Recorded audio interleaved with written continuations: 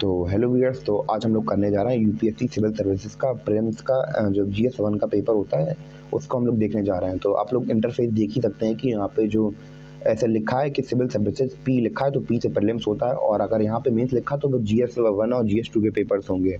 तो आप लोग देख सकते हैं आज मैं इसका जो प्रीलिम्स का पेपर है वो सॉर्ट आउट करने जा रहा हूँ, और ये 2023 का पेपर है, इसमें यही लिखा है। तो इस स्टार्टिंग में तो हमें कुछ इंटरफेस ऐसा कुछ देखने को मिलता है कि इंस्ट्रक्शन वगैरह दिए जाते हैं, और जब हम लोग फर्दर बढ़ते हैं तो हमें दो टाइप में दो मीडियम में हमें क्वेश्चन दिए रहते हैं कि एक इंग्लिश में दिया जाता है और दूसरा कैसे में दिया जाता है, हिंदी में दिया जाता है।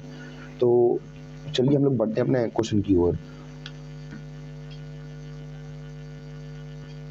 तो पहला क्वेश्चन हमें गिवन क्या है, हम लोग इसको जूम करते हैं पहले थोड़ा सा, फिर बताता हूँ। पहला क्वेश्चन हमें गिवन है कि कंसीडर द फॉलोइंग स्टेटमेंट। तो हमें इसमें बेसिकली करना कुछ नहीं होगा, तो हमें क्या स्टेटमेंट गिवन होगी और हमें बताना होगा कि इन जो स्टेटमेंट है उनमें से सही कौन सी स्टेटमेंट सही है। तो हम लोग रीडिंग स्टार्ट करते हैं कि consider the following statement, Jhelum river passes through Wular lake. जो झेलम रिवर है वो जो वूलर लेक को पार करके जाती है। दूसरा हमें स्टेटमेंट गिवन है कि Krishna river directly feeds Kolleru lake. तो जो कृष्णा रिवर है वो फीड करती है कुलुरु लेक में मिल जाती है। और तीसरा स्टेटमेंट हमें गिवन क्या है, मेंडरिंग ऑफ गंधक रिवर फॉर्म्ड कन्वर लेक। तो गंधक रिवर से कन्वर लेक बन जाती है। और हमें ऑप्शन पर गिवन है कि पहला वाला जो स्टेटमेंट है क्या वो सही है, दूसरा जो क्या इनमें से दो स्टेटमेंट सही हैं, या और सारे के सारे स्टेटमेंट सही हैं, या इनमें से कोई भी स्टेटमेंट सही नहीं है। तो हमें ये ऑप्शंस दिए गए हैं, तो इसमें हमें टिक करना होगा। तो फर्दर हम लोग बढ़ते हैं अपने आगे क्वेश्चन की ओर। तो हमें अगला क्वेश्चन क्या कह रहा है कि कंसीडर द फॉलोइंग पेयर। तो दूसरे वाले क्वेश्चन में दिया कुछ नहीं गया है, दूसरे वाले क्वेश्चन में हमें दो पेयर दे दिए गए हैं। वैसे कि ये कमजरा पोर्ट दिया गया है, तो उसके सामने जो पेयर बना है तो हमें बताना है कि ये जो पेयर बने हैं वो सही हैं या नहीं है, वो हमें बताना है। तो पहले हम लोग पढ़ते हैं इस क्वेश्चन में क्या गिवन है हमें। तो हमें दिया गया है क्या, हमें दिया गया है कि कमरजर पोर्ट। तो हमें इसका पेयर क्या दिया गया है, जाने जाते हैं किससे, first major port in India register ऐसा कंपनी। पहला इंडिया का जो बड़ा पोर्ट है वो कंपनी के तौर पर रजिस्टर है। कौन सा, कमजर पोर्ट। क्या ये बात सही है, स्टेटमेंट सही लिखी गई है कमजर पोर्ट के बारे में या नहीं लिखी गई है। तो दूसरा पढ़ते हैं कि दूसरा हमें क्या गिवन है कि जो मंदरा पोर्ट है वो लार्जेस्ट प्राइवेट ओन पोर्ट है। मतलब ये प्राइवेटली ओन पोर्ट है, सब दुनिया मतलब इंडिया का सबसे बड़ा लार्जेस्ट प्राइवेटली ओन पोर्ट है। कि एक कोई पूंजीपति इस पोर्ट को खरीदे हुए है या नहीं खरीदे हुए है, हमें ये बताना है बेसिकली इसमें। तो हमारा थर्ड स्टेटमेंट में चलते हैं। हमें थर्ड स्टेटमेंट में क्या दिया गया है, कौन सा पोर्ट दिया गया है, Visakhapatnam port, largest container port in India. जो इंडिया का जो लार्जेस्ट कंटेनर पोर्ट है क्या वो विशाखापट्टनम पोर्ट है या नहीं है। तो हमें ये स्टेटमेंट सही दिया गया है या नहीं दिया गया है, वो हमें बताना होगा। तो हमें कुछ नहीं करना है कि ये क्वेश्चन में भी यही कहा गया है कि how many of the above pair और करेक्टली मैच्ड। तो हमें जो ऊपर पेयर दिए गए हैं क्या वो सही से मैच हैं या नहीं है, आमने सामने सही है या नहीं है। तो ऑप्शन हमें दिया गया क्या, ओनली वन पेयर, एक ही पेयर सही है, ओनली टू पेयर, क्या दो पेयर सही हैं, या फिर हमें दिया गया all three pairs are true. मतलब कि जितने सारे पेयर्स दिए गए हैं क्या वो सारे के सारे सही हैं। और चौथा में दिया गया no one of the pair, मतलब कि कोई भी पेयर सही नहीं है। मतलब जो सामने स्टेटमेंट जो रिपोर्ट के बारे में दिया गया और जो स्टेटमेंट दी गई वो बिल्कुल मैच नहीं कर रही है। तो फर्दर हम लोग बढ़ते हैं अपने अगले क्वेश्चन की ओर। तो अगला क्वेश्चन हमसे क्या कह रहा है कि कंसीडर द फॉलोइंग ट्रीज। तो हमें इन पेड़ों के बारे में बताने कि इनमें से कौन सा डिसीडियस पे ट्री है या कौन सा डिसीडियस पे ट्री नहीं है। तो ये जियोग्राफी के सेक्शन का पार्ट है ये। फर्दर हम लोग बढ़ते हैं, तो हम लोग चलिए इसको पढ़ते हैं। तो जैक फ्रूट, आर्टोकार्पस हेट्रोफिलियस। तो मतलब ये कटहल के बारे में बात कर रही है, कटहल। और महुआ मधुका इंडिका। और तीसरा हमें प्लांट के पेड़ के बारे में दिया गया वो है टीक। तो टेक्टोना ग्रैंडिस। तो ये हमें क्या इनमें से बताना है कि जो इन सब जितने भी हमें ये सारे ट्रीज के नाम बताए मैंने, तो ये सारे डिसीडियस, इनमें से डिसीडियस ट्री कितने हैं हमें वो बताना है। क्या उनमें से एक ही, ओनली वन, क्या उनमें से एक ही डिसाइडस ट्री है, या ओनली टू, क्या दो में से डिसाइडस ट्री हैं, या ओनली और या कि सारे के सारे डिसाइडस ट्रीज हैं उसके ऊपर जो हमने अभी बताए। और या चौथा ऑप्शन हमारे पास क्या गिवन है, नो, एक भी नहीं, इनमें से एक भी डिसाइडस ट्री नहीं है। तो फर्दर हम लोग बढ़ते हैं अपने अगले क्वेश्चन की ओर। तो अगला क्वेश्चन हमसे क्या कह रहा है, कंसीडर द फॉलोइंग स्टेटमेंट। तो हमें बताने हैं इन स्टेटमेंट के बारे में कि ये स्टेटमेंट में से कितने स्टेटमेंट सही हैं और कितने स्टेटमेंट गलत हैं। तो चलिए हम लोग बढ़ते हैं। तो हमें क्वेश्चन में क्या गिवन है, India has more arable area than China. तो इंडिया के पास एरिएबल एरिया है ये चाइना से ज़्यादा क्या है या नहीं है, वो आप लोगों को बताना होगा। और दूसरा हमें क्वेश्चन क्या गया है, the proportion of irrigated land more in India as compare to China. तो इंडिया के पास चाइना के मुकाबले ज़्यादा इरीगेटेड लैंड एरिया है या नहीं है। तो और हम लोग बढ़ते हैं अपने तीसरे स्टेटमेंट के ऊपर। तो हमारे तीसरे स्टेटमेंट क्या गिवन है कि the average productivity per hectare in India agriculture is higher than in China. तो जो प्रोडक्टिविटी है इंडिया में 1 हेक्टेयर में इंडिया की वो चाइना से ज़्यादा है, ऐसा स्टेटमेंट दिया गया है। तो हमें ये बताना है कि इन सब में से स्टेटमेंट कौन कौन से सही हैं, मतलब कौन कौन से स्टेटमेंट सही हैं। क्या इनमें से केवल एक ही स्टेटमेंट सही है, क्या इनमें से इनके तीनों स्टेटमेंट सही हैं, और क्या एक भी स्टेटमेंट सही नहीं है। तो हम लोग बढ़ते हैं अपने अगले क्वेश्चन की ओर। तो अगला क्वेश्चन हमारा है question number 5, which one of the following is the best example of repeated fall in sea level given rise to present day extensive marshland. और हमें इसमें क्या दिया गया है कि इसमें हमें ऑप्शंस दिए गए हैं कि भीतर कनिका, मैनग्रोव, मारा मरक्का मरकनम, सॉल्ट पेंस, नौपदा स्वैप और रन ऑफ कच्छ। तो ये हमारे ऑप्शंस हैं। तो हम लोग बढ़ते हैं अपने अगले क्वेश्चन की ओर। तो अगला क्वेश्चन हमसे क्या कह रहा है, ilmenite and rutile evidency available in certain coastal tract of India are rich sources of which of the one of the following। तो हमें ऑप्शन क्या गिवन है, और एल्यूमिनियम, कॉपर, आयरन एंड और क्या गिवन है, टाइटेनियम। तो हम लोग बढ़ते हैं अपने अगले क्वेश्चन की ओर। तो अगला क्वेश्चन हमसे क्या कह रहा है कि about 3/4 of the world cobalt, दुनिया का 3/4 cobalt a metal required for manufacturing of electric motor vehicles is produced by. तो जो दुनिया का 3/4 जो वर्ल्ड का कोबाल्ट है वो कौन सी कंट्री से प्रोवाइड होता है, जो कि हमें बैटरी या इलेक्ट्रिक व्हीकल्स में यूज़ होता है। तो हमें उसका ऑप्शंस के नाम बोल रहा हूँ। तो इनमें से एक ही में जो कोबाल्ट है वो प्रेजेंट लाई करता है। तो पहला ऑप्शन हमें क्या गिवन है, पहला ऑप्शन हमें गिवन है अर्जेंटीना, दूसरा क्या है बोत्सवाना, तीसरा ऑप्शन क्या गिवन है डेमोक्रेटिक रिपब्लिक ऑफ कॉन्गो, और चौथा क्या है कजाकिस्तान। फर्दर हम लोग बढ़ते हैं और ये हमें दिया गया है हिंदी और इंग्लिश दोनों। वैसे मैंने स्टार्टिंग में बताया था कि जो हमें क्वेश्चन होते हैं वो दोनों हिंदी और इंग्लिश दोनों मीडियम में अवेलेबल किए जाते हैं। तो इंग्लिश के मैं इंग्लिश के पढ़ दे रहा हूँ एक्चुअली, तो ये हिंदी के मैं पास आउट कर दे रहा हूँ, स्किप कर दे रहा हूँ मैं। तो हम लोग बढ़ते हैं अपने अगले क्वेश्चन की ओर। तो अगला क्वेश्चन हमसे क्या कह रहा है, विच one of the following is a part of the Congo basin. तो इनमें से कौन सा जो कॉन्गो बेसिन का पार्ट है, कौन कैमरून, और दूसरा ऑप्शन क्या गिवन है नाइजीरिया, और तीसरा क्या है ऑप्शन गिवन हमें सुडान, साउथ सुडान, और चौथा ऑप्शन क्या गिवन है उगांडा बोला था मैं, युगांडा होता है। तो हमें ये ऑप्शंस गिवन है। तो इन्हीं में से कोई जो कॉन्गो बेसिन का पार्ट है वो कौन सा होगा, क्या कैमरून हो सकता है, या साउथ सुडान, या नाइजीरिया, या युगांडा। तो आप लोगों को ये वैसे मैं क्वेश्चन पेपर ही एक्सप्लेन कर रहा हूँ, आज का आंसर शीट में अगले वीडियो में रिवील कर दूंगा। तो जिनको क्वेश्चन पेपर से प्लेन में चाहिए उनके लिए है ये। तो हम लोग अगले क्वेश्चन के ऊपर बढ़ते हैं। तो अगला क्वेश्चन हमसे क्या कह रहा है कि कंसीडर द फॉलोइंग स्टेटमेंट। तो हमें स्टेटमेंट दिए गए होंगे और हमें इनमें बताने होंगे कि इन स्टेटमेंट में से सही कौन कौन से स्टेटमेंट हैं। तो हमें स्टेटमेंट कौन कौन से गिवन है, जो Amarkantak hills are at confluence of Vindhya and Sahyadri ranges, और दूसरा हमें ऑप्शन क्या गिवन है Biligirirangan hills constitute the eastern most part of Satpura range. और हमें तीसरा ऑप्शन क्या गिवन है, तीसरा ऑप्शन हमें गिवन है क्या Simhachalam hill considered south most part of Western Ghat. तो हमें बताना है कि इनमें से जो स्टेटमेंट हमें गिवन थी वो कौन कौन सी। पहले ऑप्शन के हिसाब से समझते हैं कि only one statement is true. तो जो हमें पहली स्टेटमेंट दी गई थी क्या वही ट्रू है, क्या दूसरी जो स्टेटमेंट दी गई क्या वही ट्रू है, या फिर हमें जो तीसरा ऑप्शन गिवन है क्या सारी की सारी जो तीन स्टेटमेंट दी गई क्या वो सारी की सारी सही हैं। या चौथे ऑप्शन की ओर बढ़ते हैं। तो चौथे ऑप्शन में क्या गिवन है कि एक भी स्टेटमेंट सही नहीं है।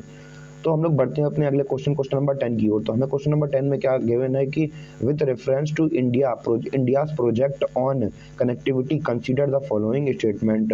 तो हमें बताना है कि रेफरेंस देना है इंडिया के प्रोजेक्ट में connectivity consider the following statement. तो ट्रांसपोर्टेशन से रिलेटेड कुछ होगा। तो हम लोग पढ़ते हैं अपने ऑप्शन के ऊपर। स्टेटमेंट हमें क्या गिवन है, तो हमें पहला स्टेटमेंट गिवन है क्या, east west corridor under golden quadrilateral project connected Dibrugarh and Surat. तो गोल्डन आप लोगों को पता होगा, अगर आप लोगों ने इंडिया का मैप देखा होगा, तो जो गोल्डन जो इसमें बात हुई गोल्डन क्वाड्रिलेटरल प्रोजेक्ट के बारे में, तो वही है कि इंडिया के चारों पार्ट्स हम लोग एक हाईवे कनेक्ट कर रहे हैं, उससे रिलेटेड कुछ है।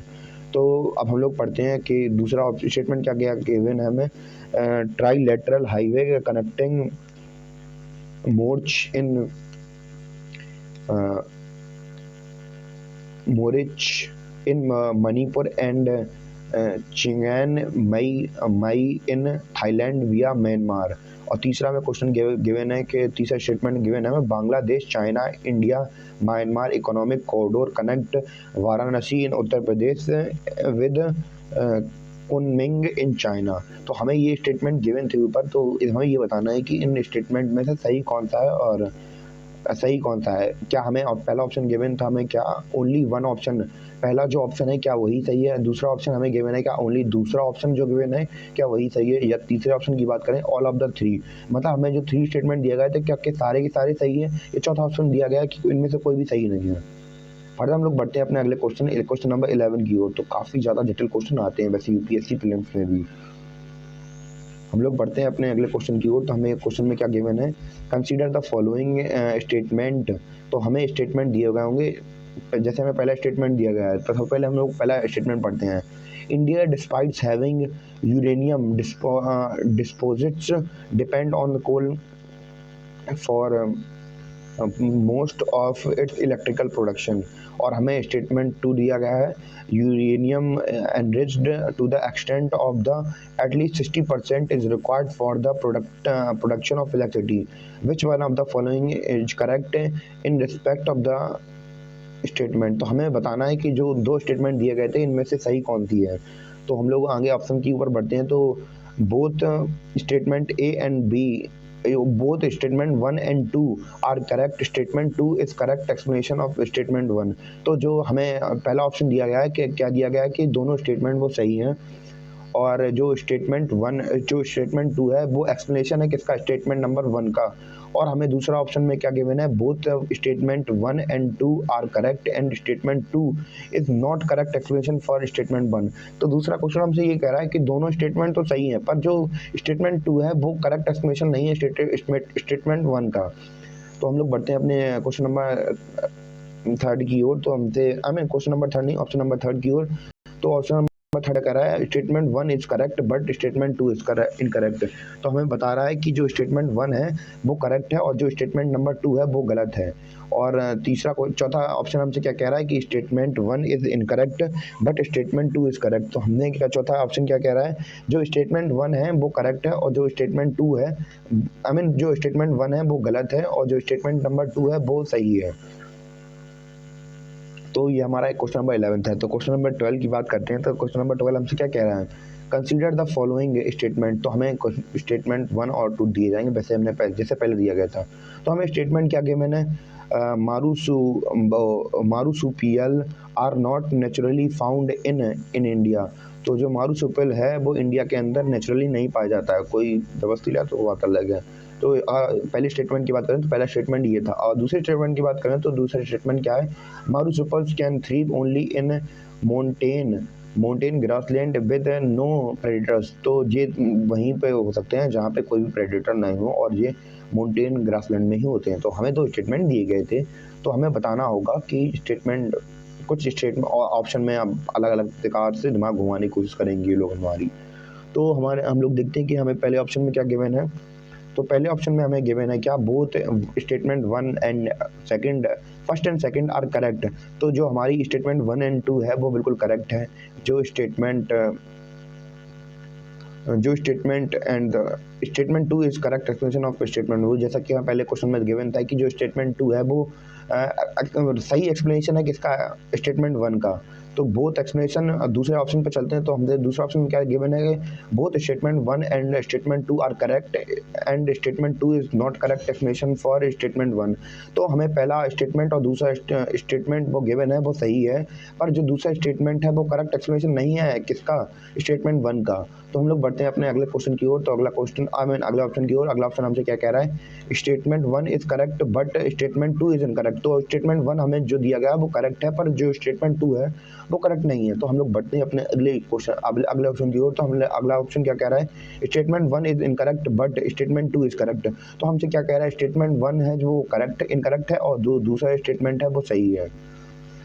तो हम लोग बढ़ते हैं, ये हमारा हिंदी में क्वेश्चन दिए गए हैं।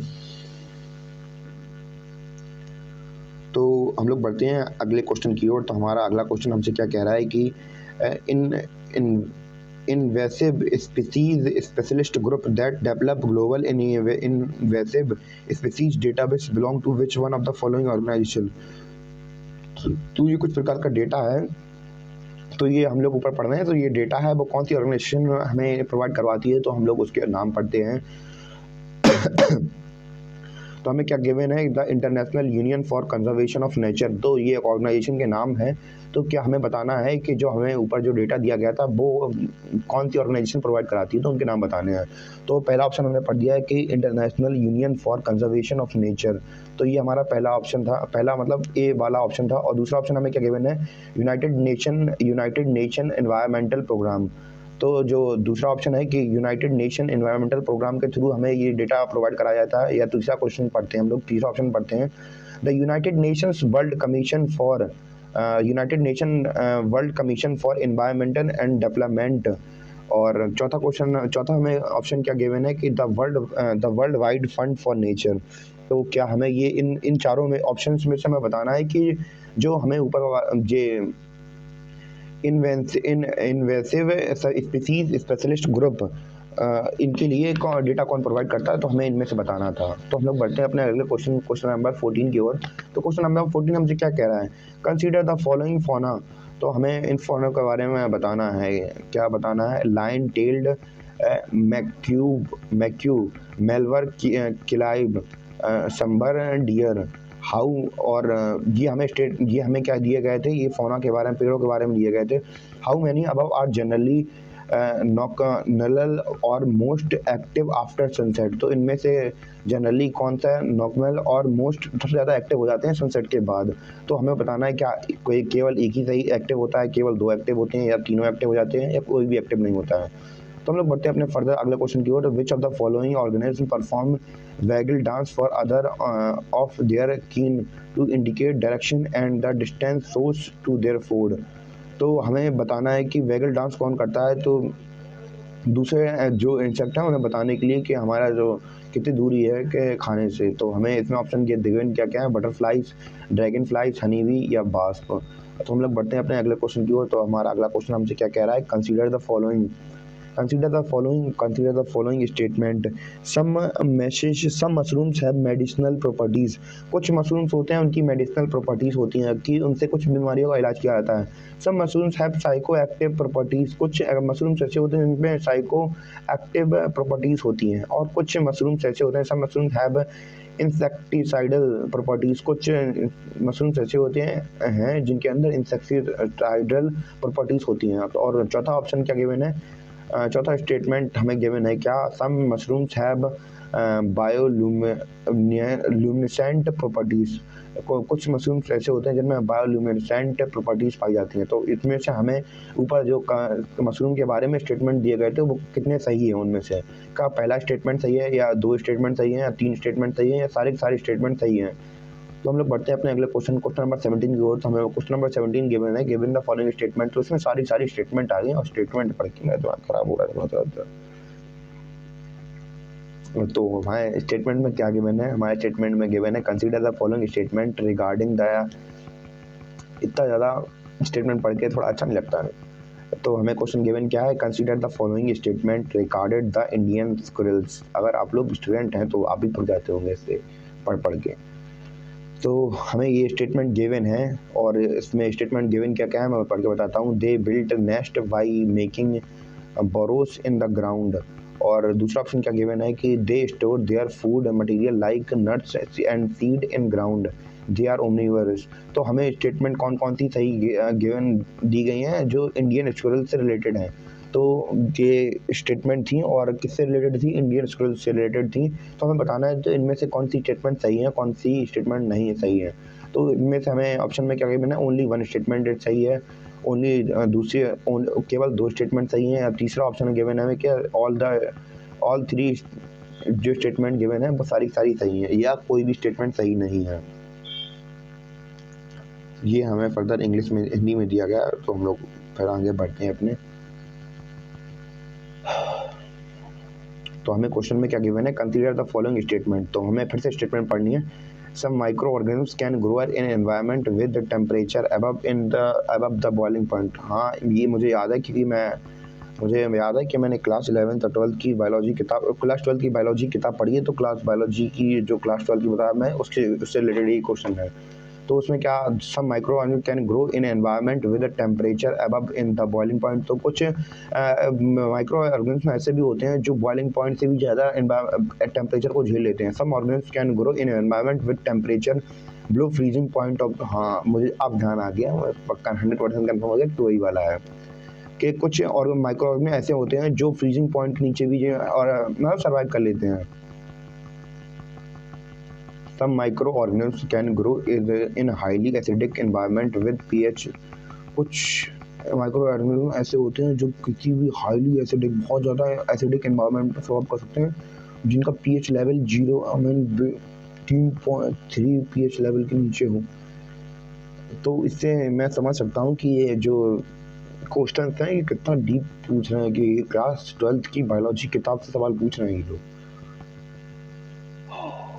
तो हमें बताना है कि इनमें से स्टेटमेंट कौन सा सही है। पहला ओनली वन स्टेटमेंट सही है कि पहला स्टेटमेंट सही है, ओनली टू स्टेटमेंट सही है, पहले दूसरा स्टेटमेंट सही है, और ऑप्शन नंबर 3 है कि ऑल ऑफ द स्टेटमेंट सही है। तो एक्चुअली मुझे इसका आंसर पता है कि जो सारे स्टेटमेंट दिए गए सारे सही है या कोई भी स्टेटमेंट सही नहीं है। ये हमें ऑप्शन गिवन थे। फर्दर हम लोग बढ़ते हैं अपने अगले क्वेश्चन की ओर। तो हमारा अगला क्वेश्चन हमसे क्या कह रहा है कि विच one of the following makes a tool with a stick to scrap insect from a hole in a tree or logwood। वो हमें बताना है कि इनमें से कौन सा इंसेक्ट है जो एक टूल विद स्टिक स्क्रैप, तो मतलब पेड़ के अंदर छेद करके कौन रहने की कोशिश करता है, ऐसे कुछ रिलेटेड है। तो पहला ऑप्शन हमें गिवन क्या है, फिशिंग कैट, और दूसरा ऑप्शन क्या गिवन है, ऑरेंगुटन, और तीसरा ऑप्शन क्या गिवन है, ऑटर, और चौथा है स्लॉट बियर। तो इनमें से बताना है कि कौन छेद करता है पेड़ों में। और हमें कुछ स्टेटमेंट फिर से दिए गए होंगे और कोई हमें स्टेटमेंट क्या दिए गए हैं, consider the following aerosols, foam agents, fire detergent, lubricant. मुझे ध्यान है कि बायोलॉजी का काफ़ी सारा पोर्शन दे रहे हैं इसमें। In making of how many of the above are hydrofluorocarbons are used. तो स्टेटमेंट हमें क्या गिवन है कि इनमें बताना है कि कौन कौन से जो हाइड्रोफ्लूकार्बन्स हैं कौन से यूज़ होते हैं। तो हमें ऑप्शन में केवल क्या है, ओनली वन एक ही यूज़ होता है, ओनली टू क्या दो यूज़ होते हैं, या ओनली थ्री केवल 3 ही यूज़ होते हैं, या हमें देना है कि सारे के सारे चारों ऑप्शन यूज़ किए जाते हैं। फर्दर हम लोग बढ़ते हैं अपने, ये तो हिंदी मीडियम में दिया गया है, मतलब हिंदी में दिया गया है। और हम लोग बढ़ते हैं अपने अगले क्वेश्चन की ओर। तो अगला क्वेश्चन हमसे क्या कह रहा है कि कंसीडर द फॉलोइंग स्टेटमेंट। हमें स्टेटमेंट फिर से स्टेटमेंट दी गई होंगी। तो हमसे पहली स्टेटमेंट हमसे क्या कह रही है कि स्टेटमेंट 1 हमसे कह रही है कि स्टेटमेंट 1 हमसे गिवन है कि carbon market are likely to be one of the most widespread tool in the fighting against climate change. तो कार्बन मार्केट एक ही इकलौती ऐसी मार्केट है जो पूरी दुनिया में वाइड स्प्रेड टूल की तरह यूज की जाती है क्लाइमेट चेंज के खिलाफ में। और दूसरा स्टेटमेंट हमें क्या गिवन है, carbon markets transfer resources from private sector to the state. तो कार्बन मार्केट्स क्या करते हैं, जो कार्बन मार्केट में जो रिसोर्सेज होते हैं वो प्राइवेट सेक्टर से किसमें स्टेट में भेजे जाते हैं, सरकार को बेचे जाते हैं। विच one of the following is correct from the respect of the above statement, तो हमें जो स्टेटमेंट दी गई थी इनमें से हमें अब ऑप्शन दिए जाएंगे, तो हमें बताना है उन स्टेटमेंट्स के बारे में कुछ। तो हमें पहला ऑप्शन दिया गया है कि both statement 1 and statement 2 are correct and statement 2 is not correct. हमें पहला ऑप्शन हमें गिवन है क्या, both statement 1 and statement 2 is are correct and statement second is correct explanation of statement 1। तो हमें पहला ऑप्शन गिवन है कि जो पहली स्टेटमेंट और दूसरी स्टेटमेंट है वो दोनों सही है, और जो स्टेटमेंट सेकंड है वो सही एक्सप्लेनेशन है किसका, स्टेटमेंट 1 का। और दूसरा ऑप्शन हमें गिवन है कि both statement 1 and statement 2 are correct and statement 2 is not correct explanation for the statement 1। तो हमें जो स्टेटमेंट दी गई हैं स्टेटमेंट 1 एंड स्टेटमेंट 2 वो दोनों के दोनों सही हैं, और जो दूसरी स्टेटमेंट है वो करेक्ट एक्सप्लेनेशन नहीं है किसकी, स्टेटमेंट 1 का। और तीसरा ऑप्शन हमें गिवन क्या है, statement 1 is correct but statement second is not incorrect. तो जो हमें स्टेटमेंट 1 दी गई है वो सही है, और जो दूसरी स्टेटमेंट है वो स्टेटमेंट सही नहीं है। और चौथा ऑप्शन हमें गिवन है कि statement 1 is incorrect but statement 2 is correct. तो चौथा ऑप्शन हमें गिवन है जो स्टेटमेंट 1 दी गई है वो गलत है, और जो स्टेटमेंट सेकंड है वो सही है। तो फर्दर हम लोग बढ़ते हैं अपने अगले क्वेश्चन की ओर। तो अगला क्वेश्चन हमसे कह रहा है 24 number, which one of the following activities of the Reserve Bank of India is considered be a part of sterilisation. तो हमें रिजर्व बैंक की एक्टिविटी बतानी है जिसका पार्ट सेटलाइजेशन होता है। तो हम उसके ऑप्शन पढ़ते हैं। तो क्या ऑप्शन गिवन है, कंडक्टिंग ओपन मार्केट, तो ओपन मार्केट को कंडक्ट करना, मार्केट ऑपरेशंस। दूसरा ऑप्शन हमें गिवन है क्या, oversight of statement and payment system. और तीसरा ऑप्शन गिवन है कि डेब्ट and cash management for the central and state government. और चौथा क्वेश्चन क्या गिवन है, regulating the function of non banking financial institute. ये हमारे ऑप्शन थे। तो हम लोग बढ़ते हैं अपने अगले क्वेश्चन की ओर। तो अगला क्वेश्चन हमसे क्या कह रहा है, consider the following markets, government bond market, call money market, treasury bill market, stock market. How many above included is in capital market. तो ऊपर जो दिए गए जितने भी हमने ये मार्केट बताए थे, ये इनमें से कैपिटल मार्केट कौन कौन से हैं, क्या एक ही कैपिटल मार्केट है, क्या दो कैपिटल मार्केट है, क्या सारे कैपिटल मार्केट है, या कोई भी इन चारों में से कोई भी मार्केट, ये सारे मार्केटेड हैं, मतलब मार्केट हैं कि नहीं है, कैपिटल मार्केट है या नहीं है। फर्दर ये हमारा हिंदी में दे दिया गया है, और हम लोग फर्दर अपने आगे बढ़ते हैं इंग्लिश वाले सेक्शन की ओर। तो हमें क्या गिवन है कि consider the investment in the following assets. तो brand recognition, inventory, intellectual property, mailing list for of client. तो हमें बताना है कि इनमें से इन्वेस्टमेंट एसेट कौन कौन से हैं। ये हमें मैंने ऑप्शन ये सारे ये बता दिए कौन कौन से हैं, और हमें बताना है कि how many of the above considered in intangible investment. हमें इन सभी ऑप्शन में बताना है, ये सभी हमने जितने भी एग्जांपल पढ़े तो हमें इनमें से बताना है कि इनमें से इंटेंजिबल इन्वेस्टमेंट कौन कौन से हैं। तो क्या एक ही इन्वेस्टमेंट है, ओनली वन इंटेंजिबल इन्वेस्टमेंट है, या दो हैं, या फिर तीन है, या सभी चारों के चारों मतलब इंटेंजिबल इन्वेस्टमेंट है। तो हम लोग बढ़ते हैं अपने क्वेश्चन नंबर 19 की ओर। तो क्वेश्चन नंबर 19 हमसे क्या कह रहा है, consider the following demographic performance, forest and ecology, governance reforms, stable government, tax and physical efforts.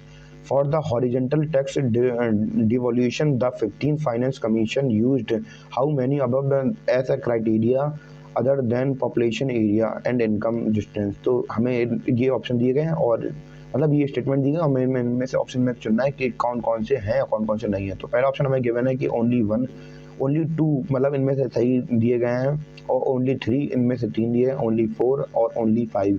तो इन सारे स्टेटमेंट क्या सही है दिए गए हैं जो हमें ऊपर एग्जाम्पल दिए गए थे, या 4 दिए गए या 3 दिए गए हैं। ऑप्शन के हिसाब से वेरी अलग वेरी करता है।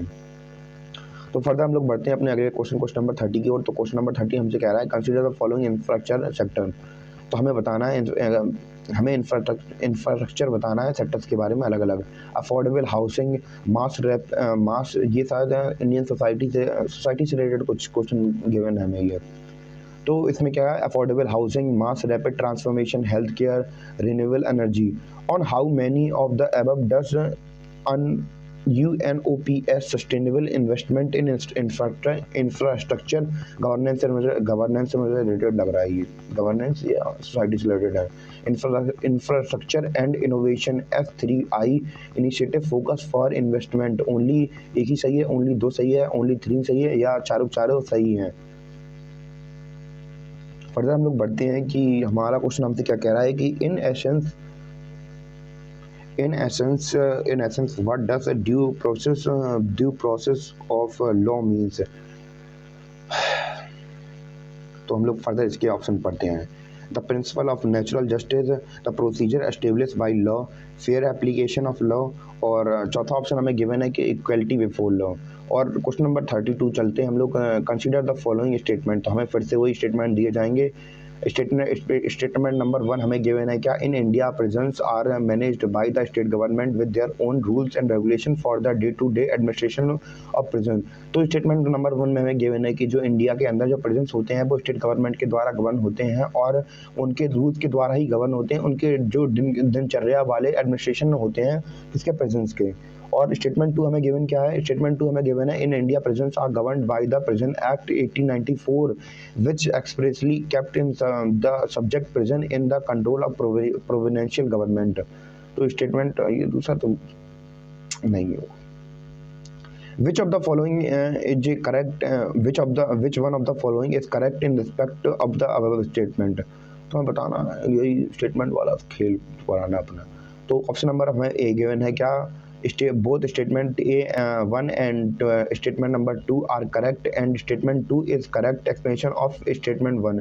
तो हमें पहले ऑप्शन में गिवन है कि जो स्टेटमेंट नंबर 1 है वो करेक्ट है और स्टेटमेंट नंबर 2 है वो भी करेक्ट है, और जो स्टेटमेंट नंबर 2 है वो सही जो स्टेटमेंट नंबर 2 है वो स्टेटमेंट नंबर 1 का अच्छा सा सही सा एक्सप्लेनेशन है। और हम लोग फर्दर बढ़ते हैं अपने अगला क्वेश्चन की ओर। तो अगला क्वेश्चन हमसे कह रहा है both statement 1 and 2 are correct, और statement number 2 is not correct explanation of statement number B. तो हमें गिवन क्या है, statement number 1 and 2 are correct है, और जो स्टेटमेंट नंबर 2 है वो करेक्ट एक्सप्लेनेशन नहीं है किसका, स्टेटमेंट नंबर 1 का। और तीसरा हमें ऑप्शन गिवन है statement number 1 and 2 1 is correct but second is not correct, और चौथे वाले ऑप्शन में सेम इसका उल्टा, जो स्टेटमेंट नंबर 1 है वो गलत है और स्टेटमेंट नंबर 2 है वो सही है।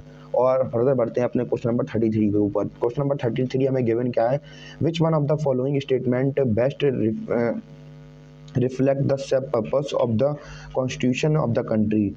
तो हमें बताना है कि जो सेफ का जो पर्पस होता है कि कॉन्स्टिट्यूशन में बनाना, ये गिवन है। तो हमें बताना है, इसके ऑप्शन पढ़ के हम आप लोग को आंसर बताना है। तो इसमें क्या पूछा गया है, it determine the objective for the making necessary law, और सेकंड क्या गिवन है, it enables the creation of political offices and a government, it defines the end limited the power of government, और चौथा ऑप्शन हमें given क्या है, it secure the social justice and equality and social security. तो further ये हमारा हिंदी में है और ऐसे ही दिया था, हिंदी और इंग्लिश दोनों में। फर्दर हम लोग बढ़ते हैं अपने क्वेश्चन नंबर 34 के ऊपर। तो in India which one of the following constitutional amendment was widely believed to enacted to overcome the judicial interpretation of fundamental right. तो ऑप्शन क्या गिवन है, first amendment, 42 amendment, 44 amendment, 86 amendment. तो हमें बताना है कि जो in India which one of the following constitution amendment was widely believed the enact overcome the judicial interpretation of the fundamental rights. तो इनमें से हमें बताना है कि जो हमें जुडिशियल इंटरप्रिटेशन होती है वो फंडामेंटल राइट्स के ऊपर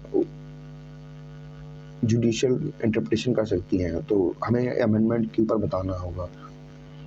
तो फर्दर हम लोग बढ़ते हैं अपने अगले क्वेश्चन की ओर। तो हमारा अगला क्वेश्चन क्या कह रहा है, consider the following organisation body in India. तो हमें बताना है कुछ बॉडीज़ के बारे में बताना है, जो ऑर्गेनाइजेशन है बड़ी बड़ी उनके रिलेटेड कुछ हमें ऑप्शन दिए जाएंगे। तो फर्दर हम लोग बढ़ते हैं, तो हमें क्या गिवन है, तो फर्स्ट ऑप्शन में हमें गिवन है क्या, the national commission for backward class, the national human rights commission, the national law commission, the national consumer dispute redressal commission. तो हमें इनमें से बताना है कि जो how many of the above are constitutional body. तो हमें इनमें से बताना है जो हमें जो संविधान में है लिखित है वो इनमें से कौन कौन सी जो बॉडीज़ हैं वो लिखित संविधान में लिखी गई हैं। और हम लोग बढ़ते हैं अपने क्वेश्चन नंबर 36 के ऊपर। तो हमें फिर से स्टेटमेंट दी गई हैं, तो हम अगले अपनी स्टेटमेंट के ऊपर बढ़ते हैं। तो हमें स्टेटमेंट क्या गिवन है, कंसीडर द फॉलोइंग स्टेटमेंट। तो हमें स्टेटमेंट के बारे में बताना है। If the election of the president of India is declared void by the Supreme Court of India, all act done by him, her in performance of duty in his her offices by office of president before the date of decision become invalid। और second option हमें क्या, दूसरा statement क्या given है, elections for the post of the president India can be postponed on the ground of some legislation assembly have been dissolved। और तीसरा हमें statement क्या गिवन है कि when a bill is presented to president of India the constitution prescribes time limit within he or she has declared his or her assent. How many statement are correct. तो हमें बतानी है कि जो हमने ऊपर स्टेटमेंट पढ़ी उनमें से सही कौन कौन सी हैं। क्या उनमें से एक ही स्टेटमेंट सही है, क्या उनमें से दो स्टेटमेंट सही हैं, उनमें से तीन स्टेटमेंट सही हैं, या एक भी स्टेटमेंट सही नहीं है। फर्दर हम लोग बढ़ते हैं अपने क्वेश्चन नंबर 37 के ऊपर। तो क्वेश्चन नंबर 37 हमें गिवन क्या है, with reference to financial bill and money bill in the Indian parliament consider the following statement. तो हमें फाइनेंशियल बिल और मनी बिल से पार्लियामेंट के ऊपर स्टेटमेंट गिवन है, तो हमें बताना होगा कि कौन कौन से सही है, कौन कौन से नहीं है। तो हम लोग पहले पढ़ते हैं। पहला स्टेटमेंट क्या गिवन है, when the Lok Sabha transmits financial bill to the Rajya Sabha it can be amend और रिजेक्ट द बिल। और दूसरा ऑप्शन क्या गिवन है, when the Lok Sabha transmit money bill to Rajya Sabha it can not amend to और reject the bill, it can only make recommendations. और तीसरा option given है हमें क्या, in the case of disagreement between the Lok Sabha and the Rajya Sabha, there is no joint sitting for money bill but a joint sitting become necessary for financial bill। तो हमें बताना है कि ऊपर दिए गए स्टेटमेंट में कितनी स्टेटमेंट सही है, ओनली स्टेटमेंट 1। तो हमें ऊपर में से जो स्टेटमेंट 1, जो एक ही स्टेटमेंट सही है, या दो स्टेटमेंट सही है, या तीन सही है, या एक भी सही नहीं है, वो बताना है। और हम लोग बढ़ते हैं अपने क्वेश्चन नंबर 38 की ओर। तो क्वेश्चन नंबर 38 में क्या गिवन है, कंसीडर द फॉलोइंग स्टेटमेंट। तो once the central government notifies an area of community reserve, the chief wildlife warden of the state become the governing authority of such forest। Hunting is not allowed in such area। People of such areas are allowed to collect non-timber forest produce। People of such areas are allowed traditional agriculture practices। और चौथा question, इसके हमें बताना है statement कितने सही हैं। Only 1 statement सही, और दूसरा है ओनली 2 स्टेटमेंट आर सही। और तीसरा क्वेश्चन गिवन है कि हमें 3 स्टेटमेंट सही हैं, या सारे के सारे स्टेटमेंट जो हमें गिवन है सारे के सारे सही हैं। और हम लोग बढ़ते हैं अपने अगले क्वेश्चन के ऊपर, ये हिंदी वाला पार्ट।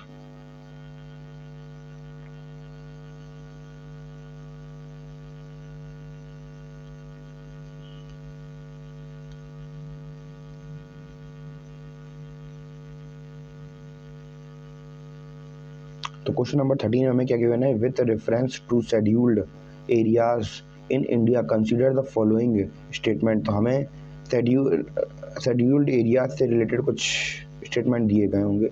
तो हमें क्या गिवन है, इसको मैं अपनी फोटो को नीचे कर दूं। और हमें गिवन क्या है, with in a state the notification of an area as scheduled an area takes place through an order of the president. और दूसरा ऑप्शन हमें, दूसरा स्टेटमेंट क्या गिवन है, the largest administrative unit of forming the scheduled area is the district and the lowest is the cluster of villages in the bullock। The chief minister of the concerned states are required to submit an annual report to the union home minister on the administrative scheduled areas in the states। तो हमें इसमें से बताना है कि कौन सा statement सही है, कौन सा स्टेटमेंट सही नहीं, कितने स्टेटमेंट सही हैं, कितने स्टेटमेंट सही नहीं है। तो हमें बताना है क्या कि ओनली एक ही स्टेटमेंट सही है, या दो स्टेटमेंट सही हैं, या तीनों स्टेटमेंट सही हैं, या कोई भी स्टेटमेंट सही नहीं है। तो फर्दर हम लोग बढ़ते हैं अपने अगले क्वेश्चन के ऊपर। वो तो हमारा क्वेश्चन नंबर 14 में क्या गिवन है कि हमें बताना है, consider the following statement. 1 the supreme court of India has reservation policies made under Article 16(4) of the Constitution of India would be limited limited Article 335 for maintain the efficiency of administration। और दूसरा statement हमें क्या given है, the article 335 of the Constitution of India defines the term efficiency of administration, which one of the following is correct in respect of the above statement। तो बताना है कि statement के बारे में बताना है कि सही है या नहीं है। तो हम लोग बढ़ते हैं फर्दर, हम लोग ऑप्शन पढ़ते हैं कि both statement 1 and statement 2 are correct. हमें वही है कि पहला ऑप्शन में हमें गिवन होगा कि जो पहला और दूसरा स्टेटमेंट है वो सही है, और जो दूसरा स्टेटमेंट है वो पहले वाले का अच्छा एक्सप्लेनेशन है, और दूसरे वाले ऑप्शन में गिवन होगा क्या, statement 1 and 2 are correct, but second वाला जो स्टेटमेंट है वो पहले वाले स्टेटमेंट के सही एक्सप्लेनेशन नहीं है। और तीसरा स्टेटमेंट हमें दिया जाएगा कि पहला स्टेटमेंट है वो करेक्ट है और दूसरा स्टेटमेंट गलत है, और चौथे वाले ऑप्शन में गिवन होगा क्या, जो दूसरा वाला स्टेटमेंट है वो सही होगा और पहला वाला स्टेटमेंट गलत हो जाएगा। तो फर्दर हम लोग बढ़ते हैं अपने क्वेश्चन नंबर 41 की ओर। तो हमें क्वेश्चन नंबर 41 में क्या गिवन है, in which one of the following region was Dhanyakataka which flourish as a prominent Buddhist centre under the Mahasanghas located है। तो ये कहाँ पे लोकेटेड है, आंध्रा में, गांधार में, कलिंग में और मगधा में लोकेटेड था। और हम लोग बढ़ते हैं जी एंशिएंट हिस्ट्री से क्वेश्चन पूछ दिया उन्होंने। और हम लोग बढ़ते हैं with reference to ancient India consider the following statement.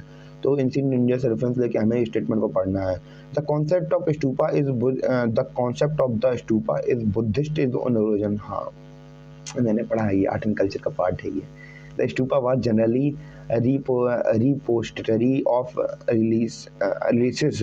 और तीसरा ऑप्शन हमें गिवन क्या है, stupas were votive and commemorative structure in Buddhist tradition।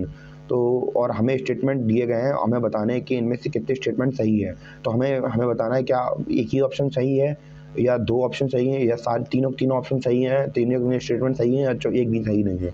तो हमें अब क्वेश्चन नंबर 30 की ओर बढ़ते हैं। तो क्वेश्चन नंबर 30 में हमें क्या गिवन है, with reference to the ancient South India. तो हमें बताना है कि एंशिएंट साउथ इंडिया से रिलेटेड बताना है। The Korkai, Poompuhar and Muchiri were well known as capital cities, ports, centre of iron and steel making, since of the Jain Tirthankaras. तो फर्दर ये फिर हमारा हिंदी में पार्ट आ गया।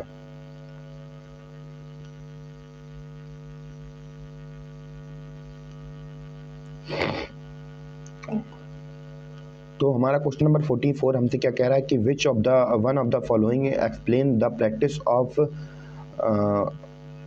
वट्टाकिरूतल as mentioned in Sangam poem.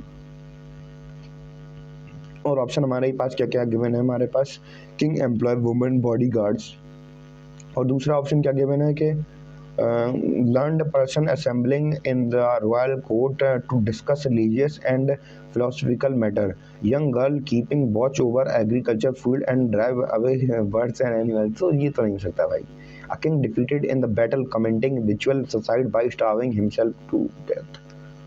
और बस ये हमारे ऑप्शन थे। और हम लोग बढ़ते अपने क्वेश्चन नंबर 45 पर। तो हमारा क्वेश्चन नंबर 45 क्या कह रहा है, कंसीडर द फॉलोइंग डायनेस्टीज। तो हमें इन डायनेस्टीज से रिलेटेड कुछ बताना होगा। तो हम लोग पढ़ते हैं होयसाल और Gahadavalas, Kakatiya, Yadava. How many above the dynasties establish their kingdom in early 8th century. तो हमें बताना है कि 8th सेंचुरी से पहले कि इनमें से कौन कौन सी जो डायनेस्टी थी, जो राजवंश थे, उन्होंने अपना किंगडम था वो एस्टेब्लिश कर लिया था 8th सेंचुरी से पहले ही। तो हम लोग आगे बढ़ते हैं। तो हमारा क्वेश्चन नंबर 46 हमसे क्या कह रहा है, with reference to ancient Indian history. तो विच ऑफ द, अब हमें बताना है इन जो हमें पेयर दिए गए उनसे रिलेटेड कुछ बताना होगा। तो हम लोग पेयर पढ़ने को स्टार्ट करते हैं। तो लिटरेरी वर्क, अरे भाई साहब ये क्लास 8 की किताबें मैंने बहुत बार पढ़ी हैं। और हमें क्या गिवन है, क्या स्टेटमेंट गिवन है, उनके जो पेयर गिवन है वो हमें बताने हैं कि कौन कौन से सही होंगे, कौन कौन से नहीं होंगे मैच। तो हमें पहला क्वेश्चन क्या गिवन है, पहले हमें लिटरेचर वर्क दिया गया और उनके ऑथर्स दिए गए हैं। तो क्या पहले मैं लिटरेचर वर्क पढ़ दे रहा हूँ, फिर ऑथर पढ़ दूंगा, साथ साथ पढ़ दे रहा नहीं तो फिर मैं। देवी चंद्रगुप्त किसने लिखा है, बिल्हना ने। और दूसरा क्या है, हिमारा मक्काव्य, नायाचंद्र सूरी और मिलिंदा पन्हा, नागार्जुना नीता वक्तमित्री और ये कैसे लिखा है, सोमदेव सूरी। तो आई थिंक मुझे याद है मैंने क्लास 7 या क्लास 8 की किताब में अभी कुछ दिनों पहले पढ़ा था। तो ये नागार्जुना की जो उसमें नागार्जुना के बारे में काफ़ी कुछ लिखा था। इन नागार्जुना ने क्या लिखा है क्या नहीं लिखा है वो काफ़ी पढ़ा था मैंने इसका। तो हमें बताना है कि इनमें से कौन सी जो हमें पेयर्स दिए गए हैं वो उनमें से कितने सही हैं। तो क्या एक ही सही है, या दूसरा ऑप्शन में गिवन है क्या 2 सही है, या फिर 3 सही है, या चारों सही है। फर्दर हम लोग अपने बढ़ते हैं अपने क्वेश्चन नंबर 47 के ऊपर। Soul are not only property of animal and plant but also of rocks. तो इनका कहने का कथन का अर्थ ये है कि जो आत्मा होती है वो केवल जो जानवर या पेड़ होते हैं उनका अंग नहीं होती है, वो पत्थरों की भी जान होती है। Running rocks, running water and many other natural objects are not looked on as living by other religious sect। और हमें बताना है कि the above statement reflect one of the core belief of which one of the following religion sect in ancient India. तो हमें बताना है कि हमें जो स्टेटमेंट दिया गया था तो वो इनमें से कौन सी जो सेक्ट है हमारे रिलीजन का, तो इनमें से बताना है कि उसके कोर बिलीव में ये जो स्टेटमेंट दी गई थी वो किस सेक्ट के अंदर अप्लाई करती है वो बताना है। पहला ऑप्शन क्या गिवन है, बुद्धिस्ट। तो बुद्धिस्ट जो आइडियोलॉजी है क्या उसमें के अंदर वो स्टेटमेंट फिट बैठता है, जैनिज्म या सिविज्म या वैष्णविज्म। तो हम लोग बढ़ते हैं अपने अगले क्वेश्चन की ओर, क्वेश्चन नंबर 48। तो क्वेश्चन नंबर 48 हमसे कह रहा है, who among the following ruler of the Vijayanagara empire constructed a large dam across Tungabhadra river. अरे भाई साहब मैंने पढ़ चुका हूँ, मैं ये मुझे आ गया, ये क्या कहूँगा, रुका नहीं जाता जब क्वेश्चन आ जाते हैं। तो canal come adequate several kilometre long from the river to the capital city. तो ये डैम किसने बनवाया था, ये बात सीधा क्वेश्चन ये है। तो देवराय वन ने बनाया था, मलिक अर्जुन ने बनाया था, वीरा विजया ने बनाया था, या बीरू प्रकाशा ने बनाया था। तो क्वेश्चन नंबर 49 के ऊपर बढ़ते हैं। तो क्वेश्चन नंबर 49 हमसे क्या कह रहा है, which of the following ruler of the medieval Gujarat surrendered due to Portuguese. तो जो मेडवल इंडिया में जो ऐसा गुजरात का कौन सा, जो अगर आप लोग ऑनलाइन पढ़ते हैं तो ऑनलाइन मैंने महिपाल सर नाम के एक सर हैं, वो जीएस पढ़ाते, मतलब हिस्ट्री पढ़ाते हैं, काफ़ी डीपली जीएस पढ़ाते हैं, उनके क्वेश्चन मुझे दिख रहे हैं। तो उन्होंने ये क्वेश्चन काफ़ी बार एक्सप्लेन किया था, काफ़ी अच्छे से एक्सप्लेन किया था। तो हमें बताना है कि which among the following ruler of the medieval Gujarat surrendered due to Puducherry. तो इनमें से बताना है कौन सा रूलर जो मेडवल सराउंडेड था ड्यू टू पोर्टुगीज, मतलब पोर्टुगीज के द्वारा। तो अहमद शाह, महमूद बेगरा, बहादुर शाह या महमूद शाह। तो अब हम लोग बढ़ते हैं अपने क्वेश्चन नंबर 50 की ओर। Why which one of the following act was governor general of Bengal designed as the governor general of India regulating of the Pitt's India act, the charter act of 1793, the charter act of 1833। तो आप लोग अगर charter act पढ़े हैं line से तो आपको सब कुछ आ जाएगा ये। तो हम लोग ये फिर से हिंदी मीडियम का आ गया और फिर अभी ये इंग्लिश मीडियम। तो हम लोग पढ़ते हैं अपने अगले क्वेश्चन के ऊपर बढ़ते हैं। तो अगला क्वेश्चन हमसे क्या कह रहा है कि consider the following statement in relation in Janani Suraksha Yojana. तो जननी सुरक्षा योजना क्या है, इससे रिलेटेड क्या है। तो हमें पहला गिवन है कि it is a safe motherhood intervention of the state health department, और दूसरा स्टेटमेंट क्या गिवन है, the it's objective to reduce maternal and neonatal mortality among poor pregnant women. It aimed to promote institutional delivery among poor pregnant women। और चौथा option क्या, चौथा हमें क्या गिवन है, its object include providing public health facilities to sick infants up to 1 year of age। How many statements given are correct। तो हमें बताना है कि जो ऊपर स्टेटमेंट गिवन थे उनमें से सही कौन कौन से हैं। ओनली एक ही स्टेटमेंट सही है, या 2 स्टेटमेंट सही है, या 3 स्टेटमेंट सही है, या चारों स्टेटमेंट सही है। तो हम लोग बढ़ते हैं अपने अगले क्वेश्चन की ओर। तो हमारा अगला क्वेश्चन क्या है, consider the following statement in the context of intervention keying undertaken anaemia मुक्त भारत स्ट्रेटेजी। तो इस स्ट्रेटेजी से रिलेटेड बताना है कि जो स्टेटमेंट दिए गए हैं वो सही होंगे या नहीं होंगे। तो it provide prophylactic calcium supplement for the preschool childrens, adolescents and pregnant women. It runs a campaign for delayed code camping at time of children birth. It provides periodic dosing to children and adolescents. It addresses non-nutrition causes of anemia and in endemic pocket with special focus on malaria, hemoglobinopathies and fluorosis. How many statement are given are correct. हमें statement बताना है कि कितना होते statement सही है, 1, 2, 3 या 4। और अगला क्वेश्चन हमारा क्या है, कंसीडर द फॉलोइंग स्टेटमेंट। तो हमें कुछ 2 स्टेटमेंट दिए गए हैं, जैसे carbon fibres are used in manufacture of component used in automobile and aircraft. दूसरा स्टेटमेंट हमें गिवन क्या है, carbon fibre once used can not be recycled.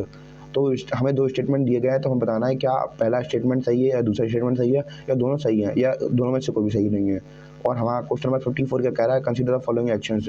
तो detection of car crash collision which result in the deployment of the airbag almost instantaneously. दूसरा हमें option क्या given है, detection of accidental free fall of a laptop toward the ground which result in the immediately turning off the hard drive।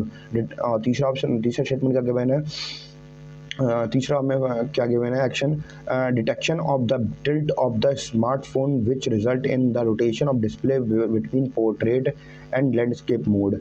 How many actions in is correct function in acceleration required. तो option number 1 में हमें given है क्या, पहला action सही है, दूसरा option सही है, 3 ऑप्शन सही है, एक भी ऑप्शन सही नहीं है। फर्दर है हमारे हिंदी में और ये फर्दर हमारे इंग्लिश में। तो क्वेश्चन नंबर 55 हमसे क्या कह रहा है, with reference to the role of the biofilter और in recirculating aquaculture system consider the following statement. तो हमें इसके स्टेटमेंट का क्या गिवन है, तो हमें देखना है biofilters provide waste treatment by removing uneaten fish feed. और दूसरा ऑप्शन हमें क्या, दूसरा स्टेटमेंट क्या गिवन है, biofilters convert ammonia present in fish waste to nitrate. Biofilters increase phosphorus as nutrients for fish in water. How many statement given are correct. तो हमें बताना है कि जो ऊपर स्टेटमेंट दिए गिवन थे हमारे, उनमें से कितने स्टेटमेंट सही थे। तो क्या हमारा पहला स्टेटमेंट सही था या दूसरा स्टेटमेंट सही था या तीनों स्टेटमेंट सही थे या एक भी स्टेटमेंट सही नहीं था। तो फिर से हमारा एक पेयर दे दिया गया है, हमें पेयर दे दिया होगा, हमें बताना होगा कि कौन सा पेयर सही है कौन सा पेयर सही नहीं है, कितने पेयर सही हैं कितने पेयर सही नहीं है। ऑब्जेक्ट एंड फेज और डिस्क्रिप्शन। तो हमें क्या गिवन है कि सिफाइड्स क्या होते हैं, क्या Giants cloud of dust and gases in space, nebula star which brightened and dim periodically, pulsar neutron star which are the formed when massive star run out of the fuel and collapse। तो हमें बताना है कि जो ऊपर से जितने pair हमें दिए गए हैं तो उनमें से क्या क्या सही नहीं है। अगर आप लोगों को पता है जियोग्राफी का चैप्टर जो हम लोग चैप्टर 1 पढ़ते हैं जिसमें हम लोग सेलेस्टियल बॉडीज की बात करते हैं, तो उसका पार्ट है ये। फर्दर हम लोग बढ़ते हैं अपने क्वेश्चन नंबर 57 की ओर। तो हमारा क्वेश्चन नंबर 57 हमसे क्या कह रहा है कि विच one of the following countries has it own satellite navigation system. तो ऑस्ट्रेलिया, कनाडा, इजराइल, जापान। तो अगर हम लोग बात करें गूगल मैप की, तो गूगल मैप भी एक क्या है, सैटेलाइट नेविगेशन सिस्टम है। और इंडिया भी अपना एक, आपको पता हो कि इंडिया भी अपना खुद का एक जो नेविगेशन सैटेलाइट सिस्टम है खुद का लॉन्च कर चुका है। तो हमें इनमें से बताना है Japan, Israel, Canada, Australia. Further हम लोग क्वेश्चन नंबर 58 पढ़ते हैं। तो क्वेश्चन नंबर 58 में हमसे क्या कहा है, कंसीडर द फॉलोइंग स्टेटमेंट। तो हमें स्टेटमेंट दिए गए हैं, तो स्टेटमेंट में क्या बताना होगा, स्टेटमेंट दी गई होंगी और हमें बताना है कि कौन सी सही है। तो हम लोग पढ़ते हैं। तो हमारा क्वेश्चन नंबर स्टेटमेंट नंबर 1 है क्या, ballistic missiles are jet propelled at subsonic speed throughout their flights, while cruise missiles are rocket powered only in initial phase of flight। Agni 5 is a medium, second statement हमारी क्या है, Agni 5 is a medium range supersonic cruise missile, while BrahMos is a solid fueled intercontinental ballistic missile। और हमें बताना है कि इनमें से कौन सा स्टेटमेंट सही है, पहला दूसरा पहला सही है या दूसरा सही है केवल, या दोनों सही हैं या दोनों में से एक भी सही नहीं है। और हमारा क्वेश्चन नंबर 59 हमसे क्या कह रहा है कि कंसीडर द फॉलोइंग स्टेटमेंट। तो हमें बताना है कुछ स्टेटमेंट रिगार्डिंग किससे रिलेटेड होगी, मरकरी पॉल्यूशन से रिलेटेड होगी। Gold mining activities in source of mercury pollution in the world. और दूसरा स्टेटमेंट हमें क्या गिवन है कि the coal based thermal power plant cost mercury pollution. तो जो coal based thermal power plant होते हैं वो मरकरी पॉल्यूशन फैलाते हैं। और तीसरा हमें क्या गिवन है, there is no non safe level of exposure to mercury. और हमें बताना है कि इनमें से कौन सी स्टेटमेंट सही है, पहली स्टेटमेंट सही है या दूसरी दो स्टेटमेंट सही है या तीनों स्टेटमेंट सही है या सारी एक भी सही नहीं है। With reference to green hydrogen consider the following statement. तो ग्रीन हाइड्रोजन से रिलेटेड हमें स्टेटमेंट दिए गए होंगे। It can use directly as a fuel for internal combustion. तो इसको डायरेक्टली फ्यूल की तरह यूज़ कर लिया जाता है इंटरनल कम्बशन के अंदर। और दूसरा हमें ऑप्शन क्या गिवन है, it can be blended with natural gases and used as a fuel for heat और पावर जनरेशन। और तीसरा ऑप्शन हमें गिवन है, it can be used in the hydrogen fuel cell to run vehicles. How many above statement, हमें फिर से वही बताना है कि हमें इसमें से कितनी स्टेटमेंट सही है। तो क्या पहली स्टेटमेंट सही है, क्या दो स्टेटमेंट सही है, तीन स्टेटमेंट सही है, एक भी स्टेटमेंट सही नहीं है।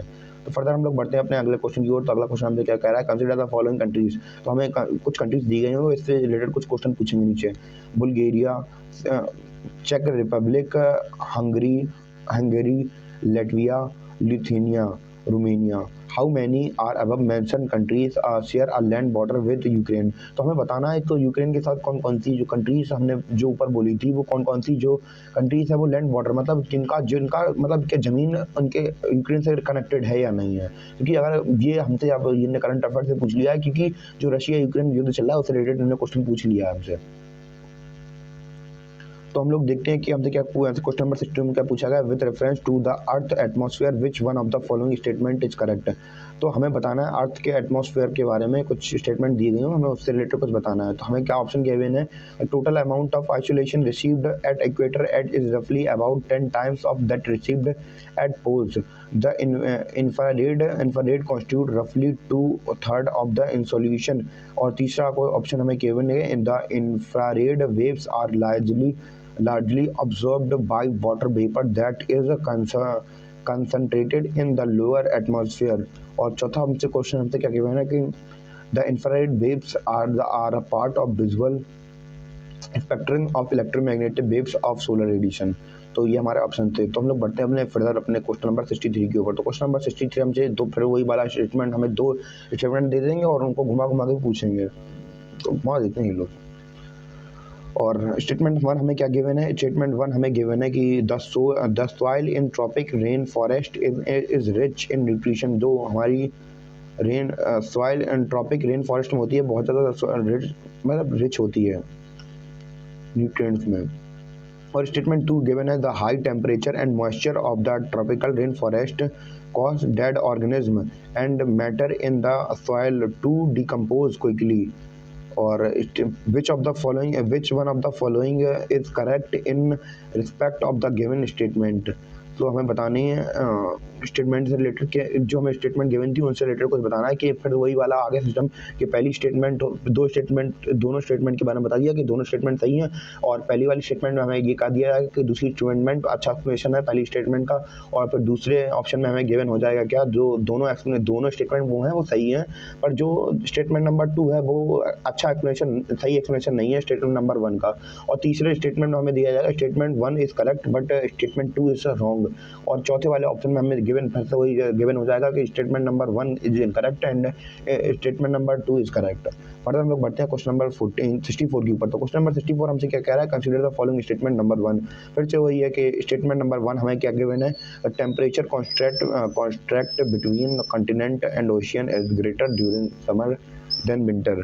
तो हमें क्या गिवन है पहले वाले स्टेटमेंट में, और दूसरे स्टेटमेंट में गिवन है हमें क्या, the specific heat of water is more than land surface. तो फिर से हमारी दो स्टेटमेंट गिवन है कि पहली वाली स्टेटमेंट सही, पहली और दूसरी दोनों सही होंगी और दूसरी वाली अच्छा एक्सप्लेनेशन होगी। और दूसरे वाले ऑप्शन में ये दिया सेम वही दे दिया जाएगा कि दोनों स्टेटमेंट सही हैं, पर पहली वाली दूसरी वाली स्टेटमेंट है वो सही एक्सप्लेनेशन नहीं है पहली वाली का। और तीसरे में हमें ये दिया जाएगा जो स्टेटमेंट नंबर 3 है वो करेक्ट है, बट चौथी वाली मतलब दूसरी स्टेटमेंट में वो गलत है। और चौथे वाले ऑप्शन में गिवन हो जाएगा जो स्टेटमेंट नंबर 1 है वो इनकरेक्ट है और जो स्टेटमेंट नंबर 2 है वो राइट है।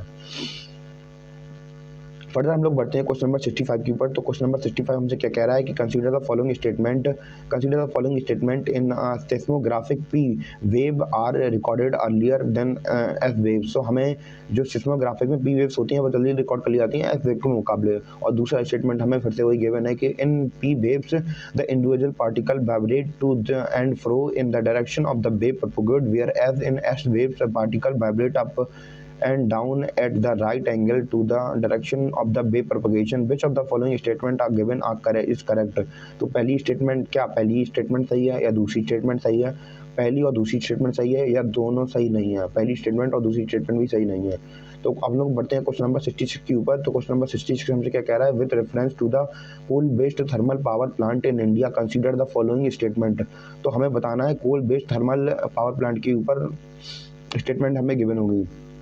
None of them uses sea water. तो इनमें से कोई भी सी वाटर इस्तेमाल नहीं करते हैं। None of them is set up in the water stress district. और तीसरा हमें स्टेटमेंट गिवन है कि none of them are privately own. तो कोई भी प्राइवेटली ओन नहीं होती है। तो हमें ऑप्शन क्या गिवन है? क्या पहला ऑप्शन क्या एक ही इनमें स्टेटमेंट सही है या दो स्टेटमेंट सही है या तीन स्टेटमेंट सही है या कोई भी स्टेटमेंट सही नहीं है? तो हम लोग फर्दर बढ़ते हैं कि क्वेश्चन नंबर 67 में। क्वेश्चन नंबर 67 हमसे क्या कह रहा है कि वोल्विया method is sometimes talked about with reference to which one of the following.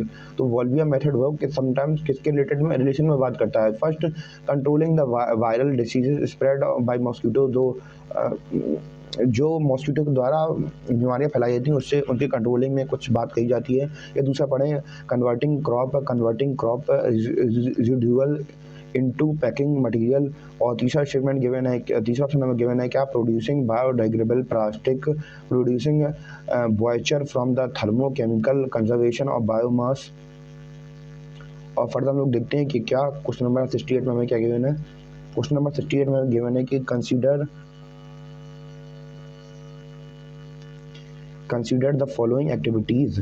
तो हमें बतानी है कुछ एक्टिविटीज़ जैसे कि spreading finely ground basalt rock are farm land extensively increased alkalinity of ocean by adding lime. और तीसरा हमें एक्शन क्या दिया गया? एक्टिविटीज क्या दी गई? Capturing carbon dioxide releasing by various industries and pumping it's into abundant subterranean mines in the form of carbonate water.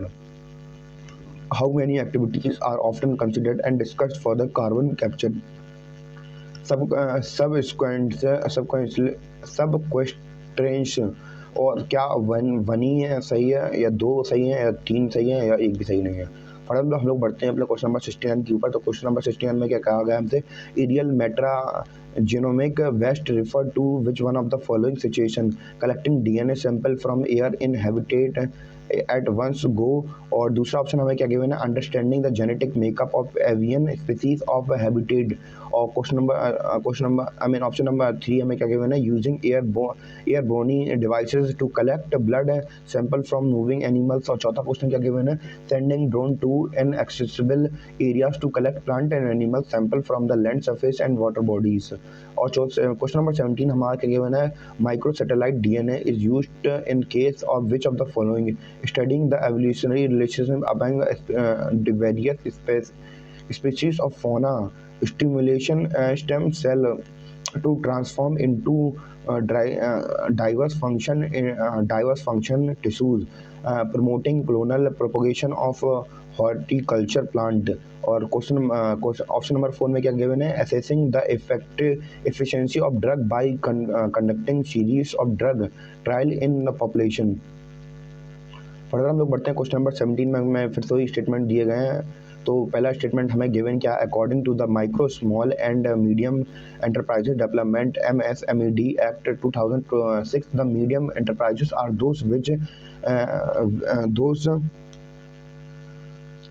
those with investment in plant and machinery between 15 crore and 25 crore. और दूसरा statement हमें क्या given है, all bank loans to the micro small and medium enterprises qualify under priority sectors. और हमें statement हमें बताना है कि जो ऊपर जो स्टेटमेंट गिवन है वो क्या बतानी है कि कौन कितनी सही है, क्या एक ही सही है या दोनों सही है, या दोनों सही है या दोनों में से एक भी सही नहीं है। और हम लोग पढ़ते हैं क्वेश्चन नंबर 72 की ओर। तो क्वेश्चन नंबर 72 हमसे क्या कह रहा है कि with reference to the central bank digital currency consider the following statement. तो हमें सेंट्रल बैंक की डिजिटल करेंसी रिलेटेड कुछ हमें स्टेटमेंट दिए हुआ है, बताना होगा सही है या नहीं है। It is possible to make payment in digital currency without using US$ to swift system. और दूसरा हमें क्वेश्चन क्या गिवन है, दूसरा हमें ऑप्शन स्टेटमेंट क्या गिवन है, digital currency can be distributed with the condition programmed into such as a time frame for spending which of the following statement given is correct. तो हमारी कितनी इनमें से जो स्टेटमेंट हमें दो गई थी उनमें से पहली स्टेटमेंट क्या सही है, क्या दूसरी स्टेटमेंट सही है, क्या दोनों स्टेटमेंट सही है, या कोई भी स्टेटमेंट सही नहीं है। तो हमें ऑप्शन में गिवन है। तो लोग पढ़ते हैं क्वेश्चन नंबर 73 को। तो हमें क्वेश्चन नंबर 73 में गिवन है कि in the context of finance से मतलब एक टर्म है जो फाइनेंस से रिलेटेड है, दो बीटा रेफरेंस। तो हमें ऑप्शन क्या गिवन है, the process of simulation buying and selling of an asset from different platforms. और दूसरा ऑप्शन हमें गिवन है क्या, the investment strategy of portfolio manager to balance risk various rewards. और तीसरा ऑप्शन हमें क्या गिवन है, a type of systematic risk that arise where perfect hedging is not possible. और चौथा ऑप्शन हमें गिवन क्या है, a numerous value that measures the fluctuation of stocks to change in the overall stock market।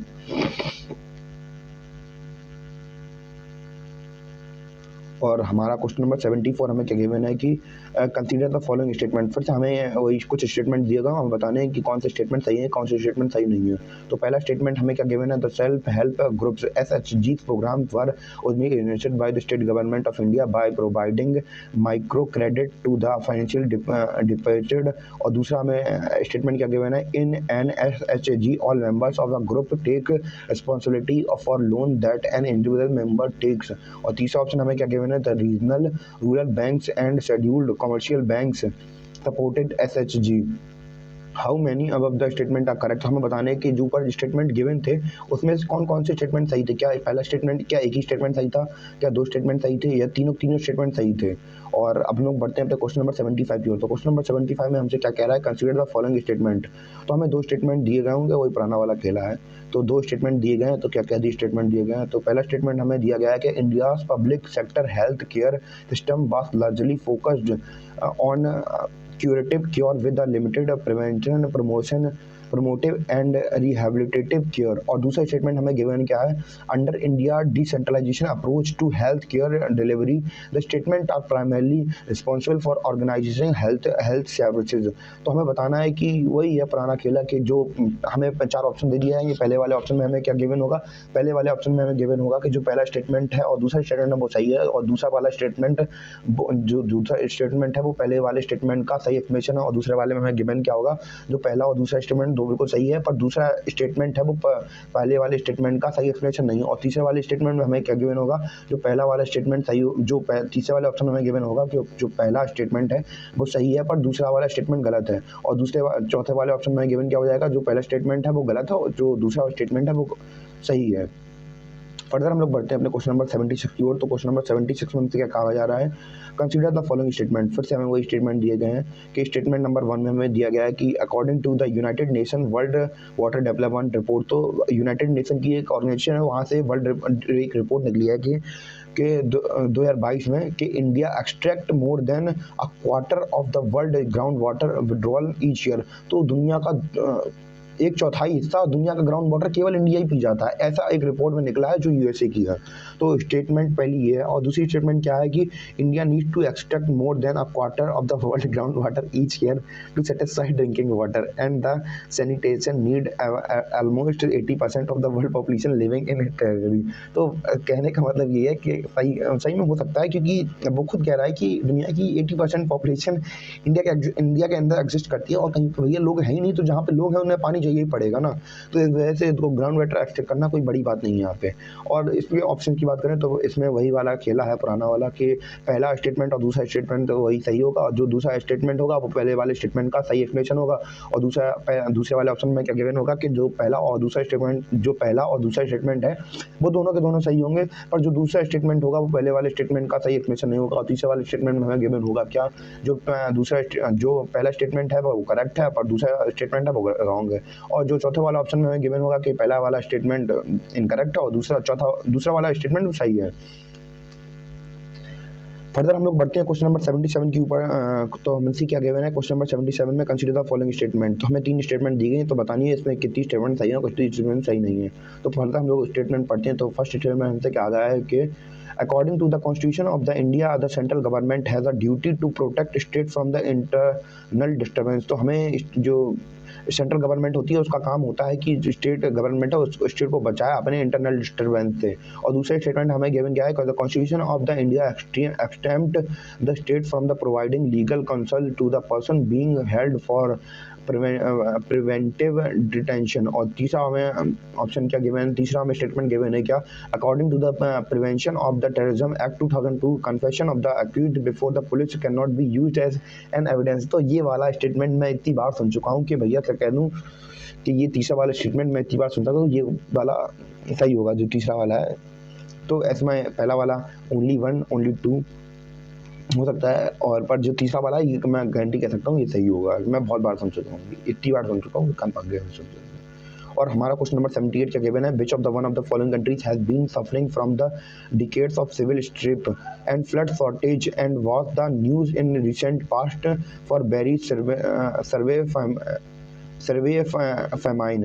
तो इसमें हमें बतानी है कौन सी फेमाइन में चल रहा है कौन सा देश। तो हमें ऑप्शन क्या गिवन है, कोस्टा, ऑप्शन ए गिवन है एंगोला, और दूसरा ऑप्शन गिवन है कोस्टा रिचा, तीसरा ऑप्शन गिवन है क्या है हमें एक्वाडोर, और चौथा ऑप्शन क्या गिवन है सोमालिया। और क्वेश्चन नंबर 79 हमसे क्या कह रहा है, कंसीडर द फॉलोइंग स्टेटमेंट। तो फिर से हमारा वही पुराना खेला, 2 स्टेटमेंट दे देंगे और बताना होगा सही है या नहीं है। तो हमारा पहले स्टेटमेंट में क्या गिवन है कि in India the biodiversity management committees are the key to the realisation of the objective of the Nagoya protocol. The biodiversity, दूसरा हमें ऑप्शन क्या करें, the biodiversity management committee have important function in determining access and benefit sharing, including the power to levy collection fees on the access of biological resources within jurisdiction. Which of the statement given are correct। तो हमें बताना है कि पहला जो statement है क्या वही सही है या दूसरी स्टेटमेंट सही है या दोनों सही है या एक भी सही नहीं है। फर्दर हम लोग बढ़ते हैं अपने क्वेश्चन नंबर 18 की ओर। तो क्वेश्चन नंबर 18 हमसे क्या कह रहा है, consider the following statement in the respect of the election of the president in India. तो हमें प्रेसिडेंट की इलेक्शन के रिलेटेड कुछ स्टेटमेंट दी गई होंगी, तो हमें बताना है कि कौन सी स्टेटमेंट सही है कौन सी स्टेटमेंट सही नहीं है। तो हमें स्टेटमेंट क्या गिवन है, the member of the nominated of to either of the parliament और legislative assembly of the state also eligible to be included in the electoral college. और दूसरा हमें स्टेटमेंट गिवन है, higher the number of the elective assembly seats higher in the value of the vote of each MLA that state. The value of the vote of each MLA of Madhya Pradesh is greater than that of Kerala. The value of the vote of each MLA Puducherry is higher than that of Arunachal Pradesh because the ratio of the total population of the total number of elective seats in Puducherry is greater as compared to Arunachal Pradesh. How many statement of वही है कि कौन कौन सी statement सही है, पहले एक सही है, 2 सही है, 3 या चारों सही है। फर्दर हम लोग बढ़ते हैं अपने क्वेश्चन नंबर 81 की ओर। तो क्वेश्चन नंबर 81 में हमसे क्या कहा है, with the reference of the Indian history. तो हमें इंडियन हिस्ट्री के रेफरेंस में बताना है, Alexander Rea H Longhurst, Robert Sewell, James Burgess and Walter Elliot was associated with, किससे रिलेटेड थे ये। तो हमें पहले में क्या आगे मैंने पहले वाला ऑप्शन में archaeological excavation, establishment of English press in colonial India, establishment of churches in princely state, construction of railway in India. और क्वेश्चन नंबर 82 हमसे क्या कह रहा है, कंसीडर द फॉलोइंग पेयर। फिर से हमें वही पेयर दे दिया जाएगा और बताना होगा कौन सा पेयर सही है कौन सा पेयर सही नहीं है। तो बेस नगर में क्या है, सेबटाइड केव श्राइन्स, बजा में क्या है बुद्धिस्ट केव श्राइन्स, और सितन असल में क्या है, जैन के सेरेनाइंस, how many of the pair, हमें जितने भी ऊपर पेयर दिए हैं वो कितने मैच कर रहे हैं आपस में, सही है, मतलब क्या एक ही सही है या दो सही है या तीनों सही है या एक भी सही नहीं है।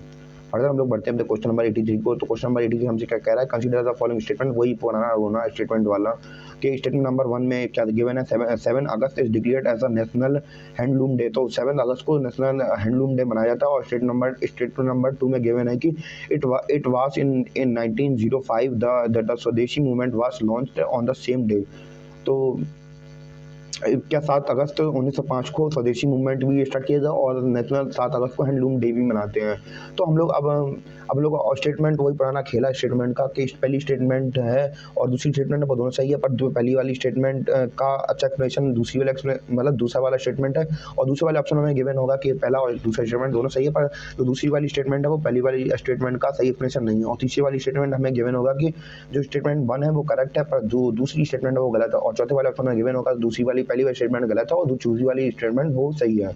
और हम लोग बढ़ते हैं क्वेश्चन नंबर 84 के ऊपर। तो क्वेश्चन नंबर 84 हमसे क्या कह रहा है कि हमें स्टेटमेंट दी है इसके ऊपर, national flag of India according to flag code of India. तो फ्लैग कोड ऑफ इंडिया की नेशनल फ्लैग के ऊपर हमें एक स्टेटमेंट दी गई होगी और उसमें बताना है कि सही हो कौन सा स्टेटमेंट सही है कौन सी स्टेटमेंट नहीं है।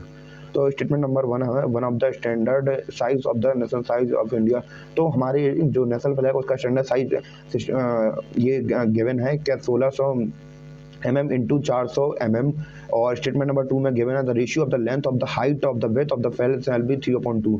तो ये उसका फ्लैग का साइज दे दिया गया है। तो हमें बताना है कि पहली वाली स्टेटमेंट, तो हमें ऑप्शन में क्या गिवन है बोथ स्टेटमेंट 1 एंड 2, वही वाला पुराना खेला कि पहली वाली स्टेटमेंट और दूसरी वाली स्टेटमेंट सही है, पर दूसरी वाली स्टेटमेंट पहली वाली स्टेटमेंट का अच्छा क्वेश्चन नहीं है। और हम लोग फर्दर बात करें तो दूसरे वाले ऑप्शन में वही गिवन होगा कि पहला और दूसरा स्टेटमेंट दोनों सही है, पर जो दूसरी वाली स्टेटमेंट है वो पहली वाली स्टेटमेंट का अच्छा क्वेश्चन नहीं है। और तीसरी वाली स्टेटमेंट हमें गिवन होगा पहली स्टेटमेंट सही है पर दूसरी स्टेटमेंट सही नहीं है। और चौथे वाले ऑप्शन में हमें गिवन होगा पहला स्टेटमेंट सही है, पहली वाली स्टेटमेंट गलत है और दूसरी वाली स्टेटमेंट सही है। तो फर्दर हम लोग बढ़ते हैं अपने अगले क्वेश्चन की ओर। तो अगला क्वेश्चन हमारा क्या है, क्वेश्चन नंबर 85 हमसे क्या कह रहा है, consider the following statement in the respect of the constitutional day. तो स्टेटमेंट 1 हमसे क्या कह रही है, क्वेश्चन कॉन्स्टिट्यूशन स्टेटमेंट हमसे वही कह रही है कि the constitution day is celebrated on 26 November every year to promote constitutional value among. तो पहला वाला स्टेटमेंट हमें सही नहीं लग रहा है क्योंकि 26 जनवरी में आई जाती है ना। और दूसरा स्टेटमेंट क्या कहा, on the 26 November 1949 the constitution assembly set up the drafting committee under the Ambedkar to prepare draft commission of India. वही वाला स्टेटमेंट वाला खेला फिर से हमारा यही है। और फिर से हमें क्वेश्चन नंबर वही स्टेटमेंट वाला खेला फिर से। और क्वेश्चन नंबर 86 में हमें फिर से वही क्वेश्चन स्टेटमेंट दो स्टेटमेंट गिवन है और मैं स्टेटमेंट पढ़ दिया था और ऑप्शन वाला खेला मैं नहीं खेल रहा थोड़ी देर के लिए। और स्टेटमेंट 1 हमें क्या गिवन है कि स्विट्जरलैंड में स्टेटमेंट 1 हमें क्या गिवन है, Switzerland is one of the most leading exporter of gold in term of value. और स्टेटमेंट नंबर 2 हमें क्या गिवन है, Switzerland has a second largest gold reserve in the world. तो वही स्टेटमेंट का खेला है ये। और क्वेश्चन नंबर 87 में भी हमारा वही स्टेटमेंट का खेला है, तो मैं स्टेटमेंट पढ़ दे रहा फिर से। तो स्टेटमेंट नंबर 1 हमें क्या कहा है, recently the united state of America USA and the European union has launched the trade and technological council. और स्टेटमेंट नंबर 2 हमें क्या गिवन है, the USA and EU the claim that the throw they are trying to bring technological progress and physical productivity under their control. तो वही वाला statement वाला खेला है कि पहली वाली स्टेटमेंट पहली और दूसरी स्टेटमेंट सही है और दूसरी स्टेटमेंट पहले एक्सप्लेनेशन का सही नहीं है, और दूसरा स्टेटमेंट और पहला स्टेटमेंट सही है और दूसरे वाले ऑप्शन में ये गिवन होगा। और जो दूसरी वाली स्टेटमेंट है वो सही एक्सप्लेनेशन नहीं है पहली वाली स्टेटमेंट का, और तीसरे में पहली सही है पर दूसरी नहीं है। और चौथे वाले क्वेश्चन में हमें गिवन क्या ऑप्शन में क्या गिवन होगा, जो पहली वाली स्टेटमेंट है वो गलत होगी और दूसरी वाली स्टेटमेंट सही होगी। फिर से वही स्टेटमेंट का खेला कि कंसीडर द फॉलोइंग स्टेटमेंट। तो पहली स्टेटमेंट क्या है, India is account for 3.2% of global export of goods. तो इंडिया का 3.2 ग्लोबल एक्सपोर्ट करता है दुनिया में चीज़ों के लिए, 3.2% दुनिया का। और दूसरे स्टेटमेंट क्या गिवन है, तो many local companies and some foreign companies operating in India have taking advantage of India's productive linkage incentive schemes. Which one of the statement is correct respect. तो हमें वही वाला ऑप्शन वाला फिर खेलना होगा कि बताना होगा इंडिया के एक्सपोर्ट में कौन सी सही है कौन सी सही नहीं है। क्वेश्चन नंबर 18 पढ़ते हैं, कंसीडर द फॉलोइंग स्टेटमेंट। तो क्वेश्चन नंबर 89 में फिर से हमें वही दे दिया गया, the stability and growth of pact of the European union is the treaty that limited.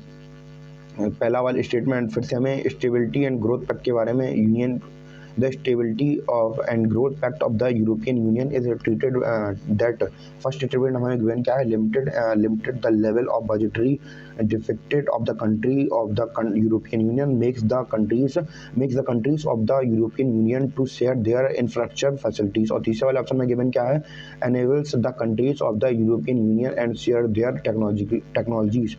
और हमें इसमें बताना है कि इनमें से कौन सी स्टेटमेंट है वो सही है। क्या पहली वाली स्टेटमेंट ही सही है या दूसरी वाली स्टेटमेंट सही है या कि तीनों स्टेटमेंट सही है या कोई भी स्टेटमेंट सही नहीं है। तो फर्दर हम लोग बढ़ते हैं अपने क्वेश्चन 19 की ओर। तो क्वेश्चन 19 में फिर से स्टेटमेंट दी गई है।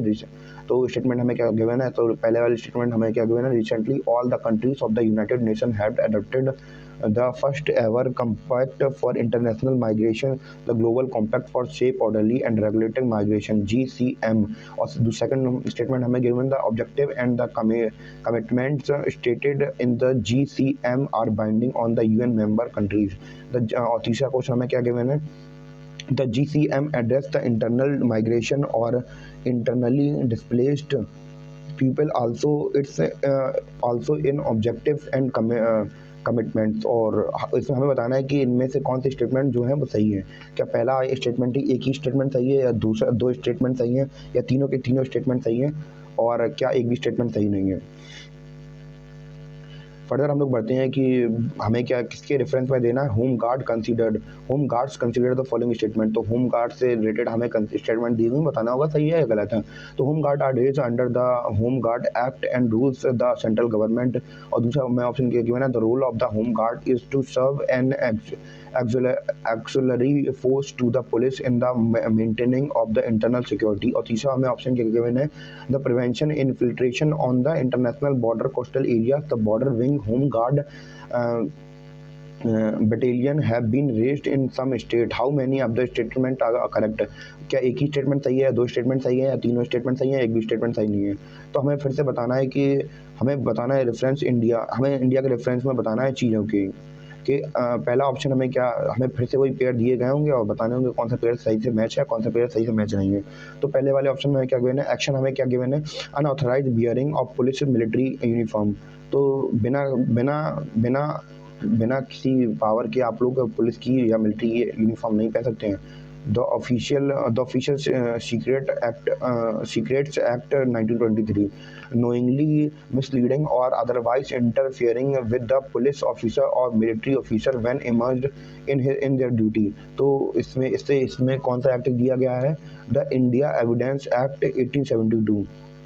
और तीसरा ऑप्शन हमें क्या गिवन है कि the celebrity gunfire which when can endanger the personal safety of others, the Arms Amendment Act 2019, how many of the pairs are correctly matched। तो इनमें से हमें बताना है जो पेयर्स हमें दिए गए थे उनमें से कौन कौन से मैच कर रहे हैं, कौन कौन से मैच नहीं कर रहे हैं।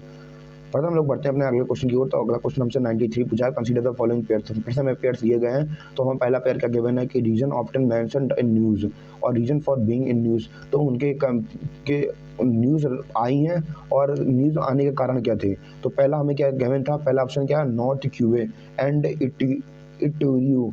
और तो इसका रीजन क्या था, इसका रीजन क्या था, war between Armenia and Azerbaijan.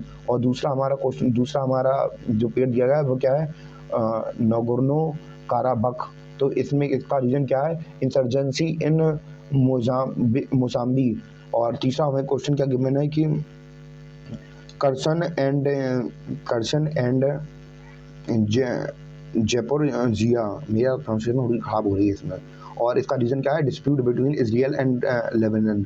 तो हाउ मैनी अब पेयर हमें बताना है कि इनमें से ऊपर कितने पेयर मैच करते हैं, क्या एक ही पेयर मैच करता है, क्या दो पेयर मैच करते हैं, क्या तीनों पेयर मैच करते हैं या कोई पेयर मैच नहीं करता है। फर्दर हम लोग अगले क्वेश्चन की ओर बढ़ते हैं। तो which of the following statement, हमें फिर से स्टेटमेंट वाला खेला मैं नहीं खेलूंगा अब। और हमें स्टेटमेंट नंबर 1 क्या गिवन था इसमें, the Israel has established diplomatic relation with some Arabic state. तो इजराइल एस्टैब्लिश कर रहा है diplomatic relation with Arab state के साथ। और दूसरा स्टेटमेंट क्या गिवन है, the Arab peace initiative mediated by the Saudi Arabia was signed by Israel and Arab leagues. Which of the following in respect of करेक्टमेंट, मतलब कुछ नहीं है, वही पहला वाला स्टेटमेंट और दूसरा स्टेटमेंट सही होगा और दूसरा वाला पहले के अच्छा क्वेश्चन होगा, वही वाला खेला है। फर्दर हम लोग पढ़ते हैं तो फिर से हमें क्या दे दी गई है, फिर से हमें पेयर्स दे दिए गए हैं, तो मैं फिर पढ़ सकता हूँ क्या है। और जैसे स्पोर्ट्स है, स्पोर्ट अवार्ड से रिलेटेड हमें पेयर्स दिए गए हैं। पहले वाले में क्या है, major Dhyan Chand award, Khel Ratna award for the most spectacular and outstanding performance by the sportsman over the period of last 4 years। और स्टेटमेंट नंबर 2 हमें क्या गिवन है, द अर्जुना अवार्ड किस लिए मिलते हैं, for the lifetime achievement by the sports person. और तीसरा 2004 to honour the eminent coach who have successfully trained the sportsman or team। और चौथा में क्या है, राष्ट्रीय खेल प्रोत्साहन पुरस्कार। तो हमें इसमें क्या गिवन है, to recognise the contribution made by the sports person even after their retirement. How many, अब पेयर हमें बताना है कि कितने पेयर सही थे, कितने पेयर सही नहीं थे। अब क्वेश्चन नंबर 16 पे आते हैं। तो क्वेश्चन नंबर 16 हमसे कह रहा है, based of the following statement in the respect of 44 chess Olympic 2022 chess 44 chess Olympic से रिलेटेड है, और ये 2022 में हुआ था। और इसके ऑप्शंस क्या क्या हैं, हमें स्टेटमेंट क्या गिवन है, it was the first time that chess Olympic has held in India. तो ये पहला चेस ओलंपिक था जो इंडिया में हेल्ड हुआ था। तो official mascot was named Thambi, और इसका तांबी मैस्कॉट था क्या। The trophy for the winning team is open section is the Vera Menchik cup. और चौथा ऑप्शन क्या गिवन है, the trophy for winning team in the women's section is the Hamilton Russian cup. और इसमें से हमें बताना है कि कितनी स्टेटमेंट हैं वो सही हैं। ओनली एक ही स्टेटमेंट सही थी, या दूसरी स्टेटमेंट सही थी, या कि तीनों स्टेटमेंट सही थी, या चारों स्टेटमेंट सही थी। फर्दर हम लोग बढ़ते हैं अपने अगले क्वेश्चन की ओर। तो हम लोग पेपर के लास्ट के एंड पे आ चुके हैं। तो हमें बताना है कि फिर से एरिया के बारे में बताना है। तो area of conflict mention in news, तो हमें बताना है कुछ एरिया जो कॉन्फ्लिक्ट के द्वारा न्यूज़ में रहे हैं। और अब क्या ये बताना है कि जो कंट्रीज हैं वो यहाँ पे लोकेटेड हैं। डॉनबास कॉन्फ्लिक्ट, क्या ये कंट्री सीरिया के पास में है, या कांचीन ये इथियोपिया के पास में है, या तिजरे या नॉर्थ यमन में कंट्री लोकेटेड है। तो how many pairs are correctly match, तो इनमें से कौन से जो पेयर्स हैं वो मैच करते हैं। अब लोग पढ़ते हैं अपने क्वेश्चन नंबर 98 की ओर। तो क्वेश्चन नंबर 98 हमसे क्या कह रहा है, in recent year the Chad and Guinea Mali and Sudan caught the international attention for which of the following reasons common to all them. तो हमें बताना है, ऑप्शन हम पढ़ते हैं कि discovery of rich deposits of rare earth element. और दूसरा ऑप्शन क्या है, establishment of Chinese military bases. Option number 3 है हमारा क्या, southward expansion of Sahara desert. और चौथा क्वेश्चन क्या है, सक्सेसफुल कूप्स मतलब आर्मी अटैक्स होते हैं। क्वेश्चन नंबर 19 क्या है, consider the following heavy industries. हमें हैवी इंडस्ट्री से रिलेटेड कुछ स्टेटमेंट दिए गए हैं। फर्टिलाइजर प्लांट, ऑयल रिफाइनरीज, और क्या गिवन है, स्टील प्लांट्स। तो हमें बताना है कि क्या green hydrogen is expected to play a significant role in decarbonizing how many of the above industries. Option हमें गिवन है क्या है, ऑप्शन नंबर 1 में क्या एक ही पहला वाला है, या 2 है, या 3 है, या एक भी नहीं है। तो हमें बताना है स्टेटमेंट G20 से रिलेटेड है। तो हमें क्या स्टेटमेंट गिवन है कि the G20 group was originally established as a platform for finance minister and central bank governor to discuss the international economic and the finance issue. और दूसरा स्टेटमेंट गिवन क्या है, digital public infrastructure is one of the India's G20 priorities. और हमें option क्या given है इसके लिए, और क्या आंसर्स गिवन है, क्या वन ही स्टेटमेंट सही है, या दूसरा स्टेटमेंट सही है, या दोनों स्टेटमेंट सही है, एक भी स्टेटमेंट सही है। तो इस प्रकार हमारा पूरा जो GS का प्रीलिम्स का पेपर था वो सबमिट हो गया है। और thanks for attending my session.